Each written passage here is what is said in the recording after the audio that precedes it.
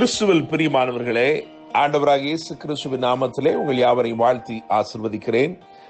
இந்த நாளுக்கென்று தேவன் நமக்கு அருளி இருக்கும் ஜீவ வார்த்தை 1 சாமுவேல் 14ஆம் அதிகாரம் 6ஆம் வசனத்தின் ஒரு பகுதியாய் இருக்கிறது.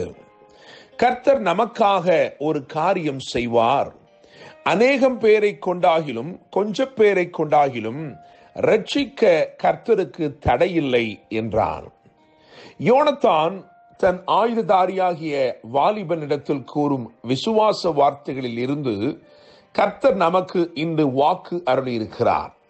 என கேட்கிற தேவனுடைய பிள்ளைகளே, 1 சாமுவேல் 13ஆம் அதிகாரம் 22ஆம் வசனத்தை கவனிக்கும் பொழுது, யுத்த நாள் வந்தபோது ஆயுதம் இல்லாமல் ஆயத்தம் இல்லாமல் ஒரு தேசம் காணப்பட்ட போது ரட்சிக்க கர்த்தருக்கு தடையில்லை என்று முழக்கமிட்டு முன்னேறி சென்று முழு வெற்றியையும் சுதந்திரித்துக் கொண்ட யோனத்தானை குறித்து இங்கே வாசிக்கிறோம். கைகளாலும் கால்களாலும் தவழ்ந்து ஏறினான் என்று 1 சாமுவேல் 14ஆம் அதிகாரம் 13ஆம் வசனத்தில் எழுதியிருக்கிறது. தவழ்ந்து ஏறினாலும் தளராமல் ஏறினபடினால் அவன் பெரிய வெற்றியை நிச்சயத்தோடு சுதந்திரித்துக் கொண்டான். என கேட்கிற தேவனுடைய பிள்ளைகளே, பெலிஸ்தர் ராஜ தந்திரமாய் இஸ்ரவேலிலே செயல்பட்டு இஸ்ரவேலில் இருக்கும் கொல்லர்களை எல்லாரையும் அகற்றி போட்டார்கள். இஸ்ரவேலிலே எங்கும் ஒரு கொல்லன் அகப்படவில்லை என்று 1 சாமுவேல் 13ஆம் அதிகாரம் 19ஆம் வசனத்தில் எழுதியிருக்கிறது.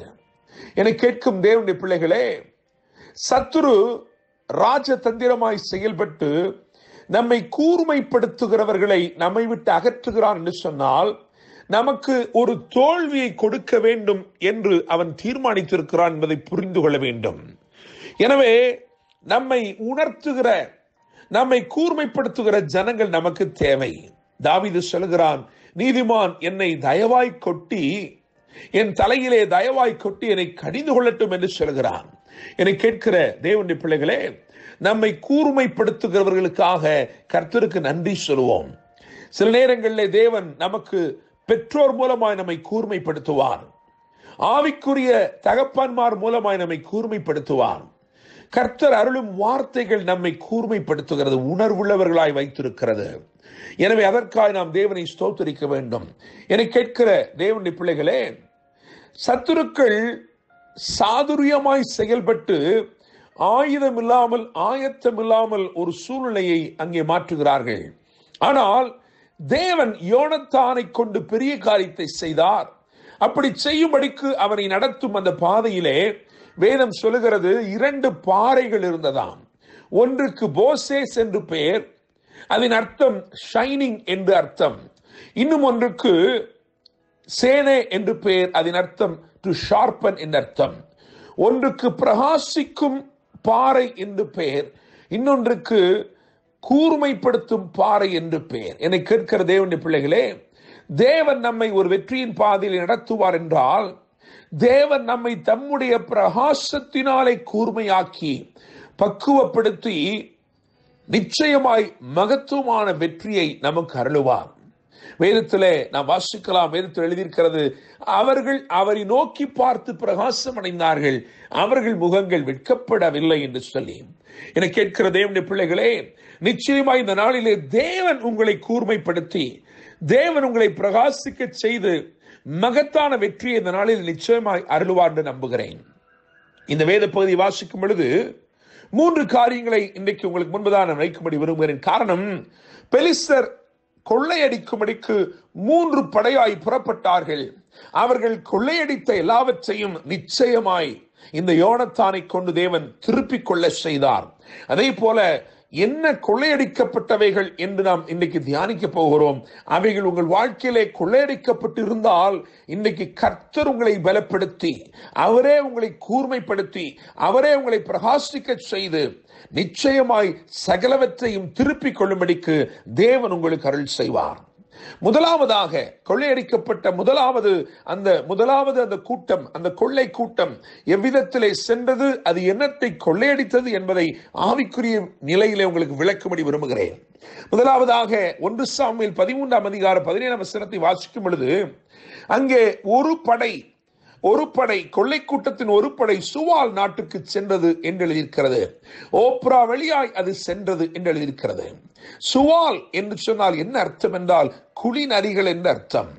உன்னத பாட்டு 2ஆம் அதிகாரம் 15ஆம் வசனத்தை வாசிக்கும் பொழுது, திராட்சை தோட்டங்களை கெடுத்து போடுகிற சுவால், கெடுத்து போடுகிற குழிநரிகள். என கேட்கிற தேவனுடைய பிள்ளைகளே, அப்படி என்றால் முதலாவதாக சமாதானத்தை சூறையாட நினைக்கிற சத்துருவின் சதி திட்டங்கள், செயல்கள், சமாதானத்தை குலைக்க நினைக்கிற என்னை கேட்டுக்கொண்டிருக்கிற தேவ பிள்ளைகளே, உங்கள் வாழ்க்கையிலே சமாதானத்தை சூறையாடும்படிக்கு, அதை குலைத்து போடும்படிக்கு சத்துரு திட்டமிட்டு செயல்படுகிறான் என்று சொன்னால், இன்னைக்கு கர்த்தர் சொல்லுகிறார், அந்த சமாதானத்தை திருப்பிக் கொள்ளும்படி நான் உன்னை பலப்படுத்தி உனக்கு ஜெயத்தை தருகிறேன். காரணம், ரட்சிக்க கர்த்தருக்கு தடையில்லை. நீங்கள் இழந்து போன சமாதானத்தை திரும்ப அருள அவருக்கு தடையில்லை. நிச்சயமாய் தேவன் உங்களுக்கு வெற்றி அருளுவார். எனவே சுவால் நாட்டுக்கு அந்த படை சென்றது. அங்கே சமாதானம் சூறையடிக்கப்படுகிறது. அதிலே தேவன் நமக்கு ஜெயத்தை அருளுகிறார். இரண்டாவதாக 1 சாமுவேல் 13ஆம் அதிகாரம் 18ஆம் வசனத்தை வாசிக்கும் பொழுது, அங்கே அடுத்தபடியாய் பெத் அரோன் என்று எழுதியிருக்கிறது. பெத் அரோன் என்று சொன்னால் அது வெறுமையின் வீடு, ஹவுஸ் ஆஃப் எம்டினஸ். என கேட்கிற தேவனுடைய பிள்ளைகளே, நீங்கள் சுதந்திரித்துக் கொண்டவைகளுக்கு விரோதமாய், நீங்கள் சுதந்திரித்துக் கொண்டவைகளை சூறையாடும்படிக்கு சத்துரு செயல்படுகிற கிரியைகள். முதலாவது நான் சொன்ன பொழுது, it was against your peace. இரண்டாவதாக நான் சொல்லுகிறேன், it is against your possession. நீங்கள் எவைகளை சுதந்திரித்து வைத்திருக்கிறீர்களோ அவைகளுக்கு விரோதமான சதிகள், அவைகளுக்கு விரோதமான சத்துருவின் கிரியைகள். ஒருவேளை உங்களுக்கு உரிய எல்லாவற்றையும் அவன் பறித்துக் கொள்ளும்படிக்கு முற்பட்டு செயல்பட்டுக் கொண்டிருக்கலாம். ஆனால் கர்த்தர் உங்களை பலப்படுத்தி உங்களுக்கு ஒரு பெரிய ஜெயத்தை அருளுகிறார். ரட்சிக்க கர்த்தருக்கு தடையில்லை.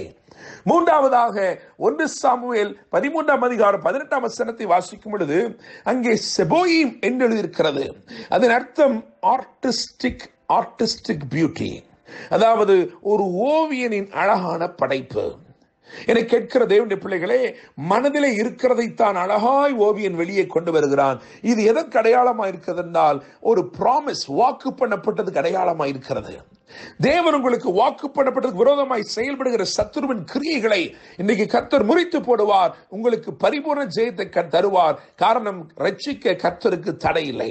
என கேட்கிற தேவனுடைய பிள்ளைகளே, when the enemy comes against your peace, and when the enemy comes against your possession, and when the enemy comes against your promise, நிச்சயமாய் தேவன் வெற்றியை கொடுப்பார். கர்த்தர் தாமே இந்த வார்த்தைகள் மூலமாய் உங்களை ஆசீர்வதித்து வாழ வைப்பாராக. என்று அன்புடன் pastor Daniel Moses. God bless you.